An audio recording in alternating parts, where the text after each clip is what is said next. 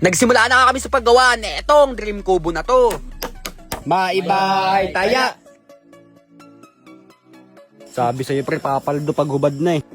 Nagsimula muna kami sa pagpantay nitong mga haligi. Pagkatapos nagsalpak na kami nitong mga bracing.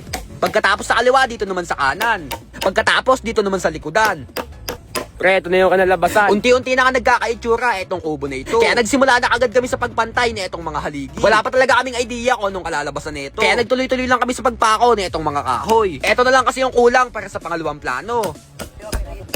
Maya-maya lang, ito na yung kanalabasan. Pagkatapos magsasalpak naman tayo ng kahoy para sa gitna. Sinukatan lang namin ito, pagkatapos dito naman tayo magsasalpak sa hulihan. Next naman pre, dito naman tayo maglalagay ng bracing sa may gitna.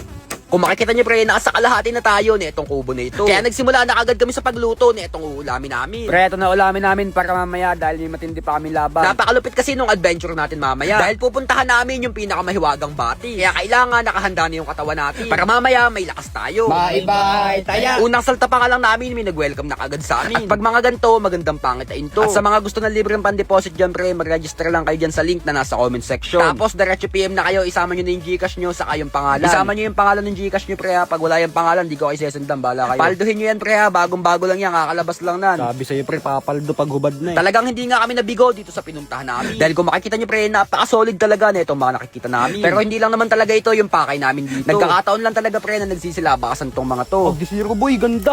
D0 boy. Kung makikita nyo pre, nasa ilalim pa ng buwan itong gagamba na ito. Talagang napakabihira na nga nung gantong kulay. Kung makikita nyo pre, may dumaan pa na paniki sa likod nitong gagamba na to. Kaya talagang tubo na, lugi pa. Lord, paldo. Kakatapos nga lang netong D0 na to, may kasunod na naman. Ano yung malaking isa, yung nasa taas. Oo, ganda. Talagang napakaangas ng pagkakasunod nitong dalawa na to. Kasi yung isa pre, D0, tapos itong isa na to, D1. Malapit na nga mapuno yung nalagyan namin pre, sa dami naming nakita dito. Pre, ilan kagad nakuha namin dito pa lang sa paikot na to.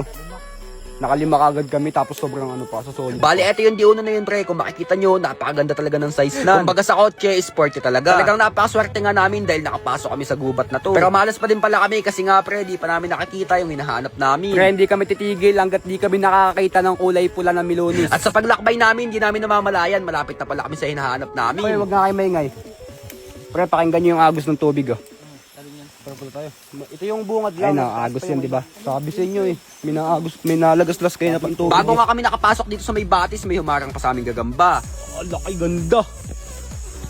Paldo pre, ganda. Tigre yan. Maya-maya lang ay nakita na namin yung batis. At pagdating namin, eto kaagad yung sumalubong sa amin. Ganda. Kung makikita nyo pre, napaka-solid na itong batis na ito. Ito pala yung narinig namin kanina eh.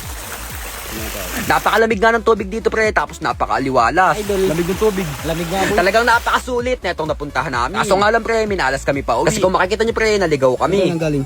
Doon sa taas, pinakataas dito sa pinakataas. Saan tayo pupunta? Dito sa may ano, ito, sa may asul. Wala na, sanay na kami sa mga ganito. Yung mga ganito pangyayari, normal na sa amin to. 2 oras na ata kami naglalakad eh.